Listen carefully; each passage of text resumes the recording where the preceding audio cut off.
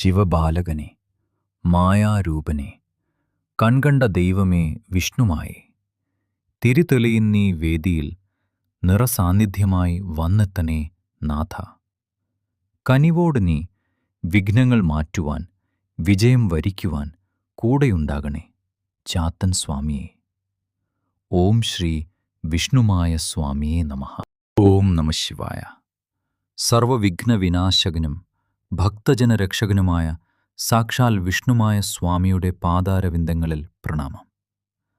സ്വാമിയുടെ തൃക്കണ്ണുകൾ നമ്മെ കാവൽ നിൽക്കുമ്പോൾ ഒരു ദുഷ്ടശക്തിക്കും നമ്മുടെ ജീവിതത്തിലേക്ക് കടന്നുവരാനാകില്ല എന്ന വിശ്വാസത്തോടെ നമുക്ക് ഇന്നത്തെ ചർച്ചയിലേക്ക് കടക്കാം. നമ്മൾ വിചാരിക്കും ഇതൊക്കെ വെറും അന്ധവിശ്വാസമല്ലേ എന്ന്. എന്നാൽ നമ്മുടെ ചുറ്റുമുള്ള പലരുടെയും അനുഭവങ്ങൾ കേട്ടാൽ നമ്മളൊന്ന് ഞെട്ടും. വാട്സപ്പ് സ്റ്റാറ്റസിലും ഇൻസ്റ്റഗ്രാം സ്റ്റോറിയിലും നമ്മൾ പങ്കുവെക്കുന്ന സന്തോഷങ്ങൾ എല്ലാവരും ഒരേ മനസ്സോടെയല്ല കാണുന്നത്.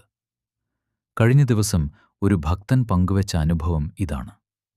തൻ്റെ പുതിയ വീടിൻ്റെ ഫോട്ടോ സ്റ്റാറ്റസ് ഇട്ട് മണിക്കൂറുകൾക്കകം വീട്ടിൽ വലിയ അസ്വസ്ഥതകൾ തുടങ്ങി.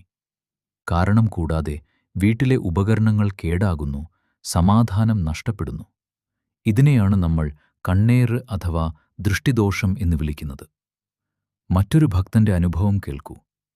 വിദേശയാത്രയുടെ ഫോട്ടോകൾ പങ്കുവച്ചതിന് പിന്നാലെ യാത്രയിലുടനീളം തടസ്സങ്ങളും അസുഖങ്ങളും ആ കുടുംബത്തെ വേട്ടയാടി.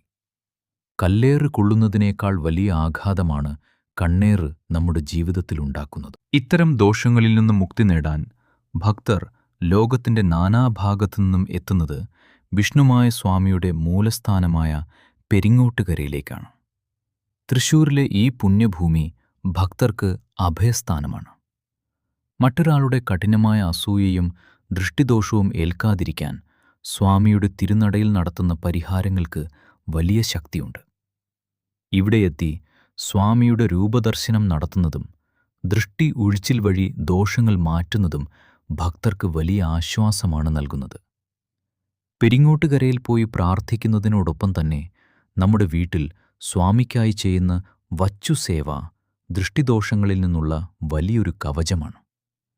നമ്മുടെ വീട്ടിലെ ഒരു ചെറിയ ഇടം സ്വാമിക്കായി മാറ്റിവെച്ച് അവിടെ സ്വാമിയുടെ ചിത്രം വെച്ച് നിത്യവും വിളക്ക് കൊളുത്തി ചെയ്യുന്ന ഈ ലളിതമായ ആരാധന വീട്ടിലെ നെഗറ്റീവ് ഊർജത്തെ പാടെ ഇല്ലാതാക്കും.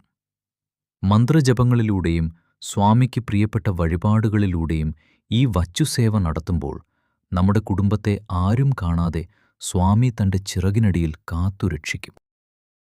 സന്തോഷങ്ങൾ ആഘോഷിക്കാനുള്ളതാണ്.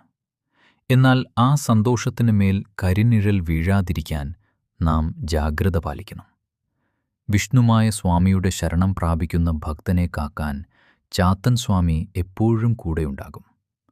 നിങ്ങളുടെ വെച്ചുസേവയിലൂടെ സ്വാമി എന്നും നിങ്ങളുടെ വീടിൻ്റെ കാവൽക്കാരനായി നിലകൊള്ളും. വെച്ചുസേവയെപ്പറ്റിയുള്ള കൂടുതൽ വിവരങ്ങളും വെച്ചുസേവ എങ്ങനെ തുടങ്ങാമെന്നും അറിയാൻ ചാനൽ സബ്സ്ക്രൈബ് ചെയ്യുക.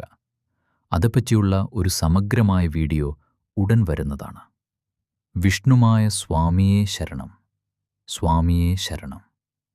ഭഗവാന്റെ അനുഗ്രഹം എല്ലാവരിലും ഉണ്ടാകട്ടെ. ശ്രീ വിഷ്ണുമായ കുട്ടിച്ചാത്തൻ സ്വാമിയുടെ അനുഗ്രഹം ഏവർക്കും ഉണ്ടാകട്ടെ. ശ്രീ വിഷ്ണുമായ സ്വാമി ശരണം.